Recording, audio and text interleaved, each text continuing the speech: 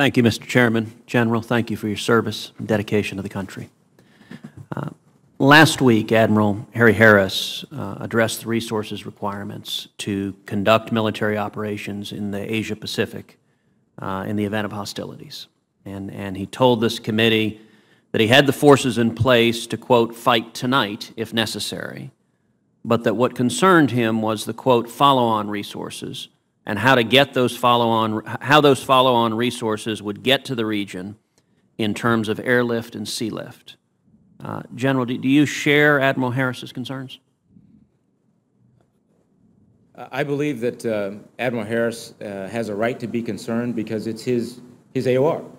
And I believe that he has a point to be made in that any time we have to project a force, we ought to be concerned on how it's going to get there. We are no longer assured that everything that we send from the CONUS will arrive at its point of destination. It could be because it's old.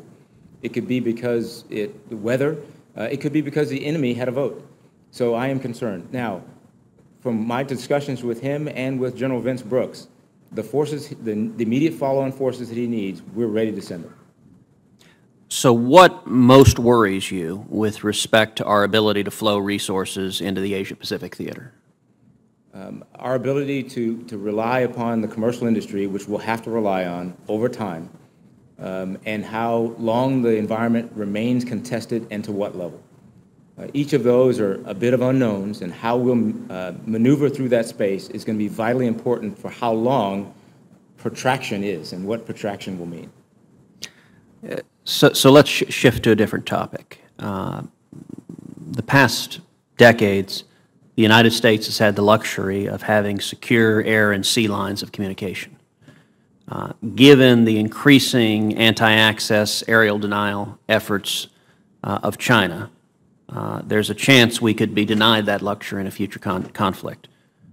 A recent article by Dean Cheng, a senior fellow at the Heritage Foundation, posited that, quote, the ability of the Chinese to deploy substantial forces into the Central Pacific would place American logistics and support forces at risk.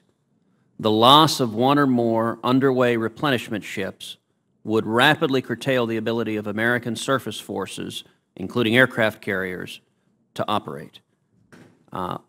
What is TRANSCOM's plan to replenish ships and aircraft in the event that we must fight our way into an area where anti-access aerial denial has succeeded?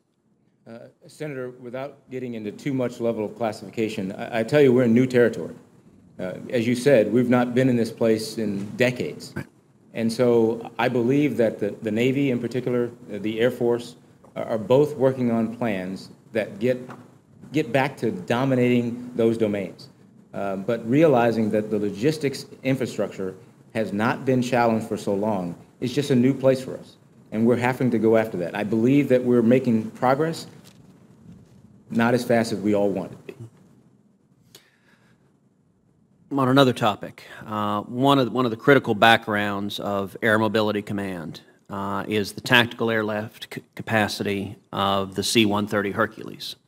The 136th Airlift Wing, part of the Texas Air National Guard, and you're free to defy the chairman and praise them vociferously, is flying C-130Hs and performing extraordinarily well. You expressed concern in your House testimony last month that, quote, a continued modernization efforts in our C-130H fleet must be prioritized as a relatively inexpensive means of maintaining critical capacity. Could you expand on those sentiments? I believe that one of the things we've got to look at as we look at our tactical airlift capability is to ensure that all of those units that fly those units, those airplanes, have the wherewithal to fly in the new airspace and are modern enough to continue to be a viable resource. I was an old C-130 pilot myself. I flew E models. If anybody had E models today, I'd say we need to retire them all. They're all gone. But depending on which level of H, it's just a matter of a software upgrade. So I believe we're okay. And I would make sure that we're not over-prioritizing C-130s to the detriment of tankers right now, because that's a higher priority need for me. Thank you, General.